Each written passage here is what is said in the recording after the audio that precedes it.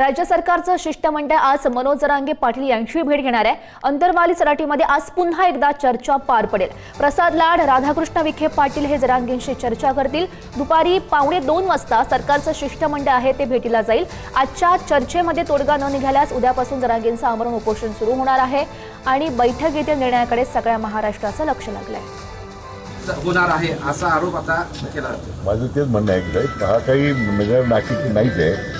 मराठवाडा कायमस्वरूपी दुष्काळमुक्त करण्यासाठी संकल्पच आपण केलेला आहे। आता हे 55 दिवस येणार कुठे जाय कुठे देणार पाण्यावर लक्ष ठेवा, कारल्यावर नको असं हा म्हणजे माझं म्हणणं ती अंतिम हेतू काय आहे तो आपण लक्षात घेतला पाहिजे। पण मी परत सांगतो की वस्तुनिष्ठ माहिती आपण जर मी थोडं प्रेझेंटेशन दाखवतो आपल्याला आणि ते पाहिल्यानंतर आपण मग निर्णय करू। म्हणजे आम्ही काही वी आर नॉट रिजिड, पण आता हा जरा पहिला मुद्दा हा तुम्ही आवाहन केलंय, तुम्ही फेसबुकवर पोस्ट टाकलेली आहे की पुण्यात आंदोलन करू नका, समाजाला तुमची गरज आहे। कालची मी त्यांची प्रेस कॉन्फरन्स पाहिली, त्यांनी भावनिक मला देखील आवाहन केलं।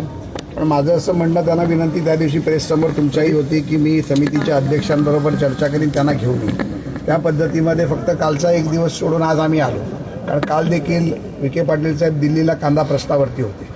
अनेक राज्याचे ज्वलंत विषय तिकडे दिल्लीमध्ये चर्चेला होते, त्यामुळे काल रात्री ते मुंबईत आले आणि आज सकाळी पहाटे आम्ही दोघेही मुंबईहून निघालो। त्यामुळे मनोजदादांनी देखील आम्ही केलेल्या आव्हानाचा विचार करायला पाहिजे।